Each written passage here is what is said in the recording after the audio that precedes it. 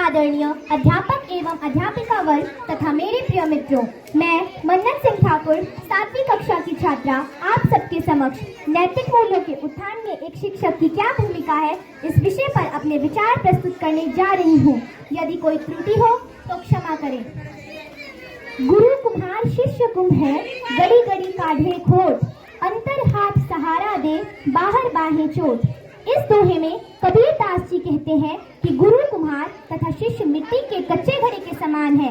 घड़े को उचित आकार देने हेतु जिस प्रकार कुम्हार अंदर से सहारा देकर बाहर से थाप मारता है, ठीक उसी प्रकार एक गुरु कठोरता रूपी मुखौटा लगा एक शिष्य को सत्य, निष्ठा, अनुशासन जैसे नैतिक मूल्य सिखाकर एक विकार रहित शिष्य तथा मनुष्य बनाता है।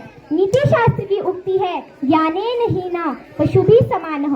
कहते हैं ज्ञान से हीन मनुष्य पशुओं के तुल्य होता है।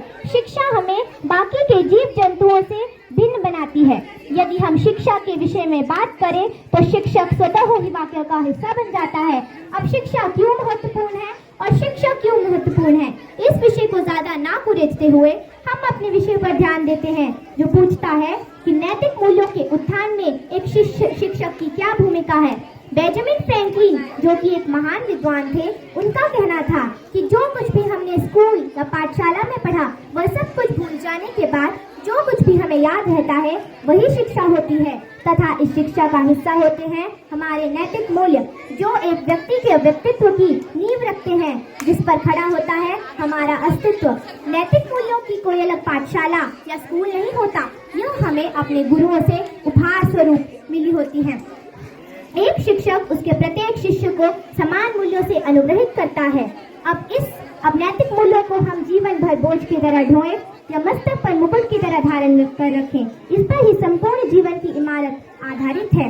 ऐसा नहीं हुआ होगा कि हमारे शिक्षकों ने हमें हिंसा करने पर अहिंसा का ज्ञान ना दिया हो, सभी बच्चों के समक्ष समानता का उदाहरण पेश ना किया हो, बड़ों के प्रति सम्मान तथा आदर का ज्ञान ना दिया हो, छोटों के प्रति विनम्रता तथा प्रेम का उदाहरण ना पेश किया हो। यह छोटे छोटे नैतिक मूल्य जो हमें अपने गुरुओं से बातों ही बातों में, खेलों ही खेलों में और कहानियों ही कहानियों में प्राप्त हुए हैं, आज हम उन सभी का पालन कर रहे हैं या नहीं, यह प्रश्न स्वयं से प्रतिदिन पूछने योग्य है। यदि हाँ, तो हमारे प्रत्येक शिक्षक का जीवन साकार हो गया है।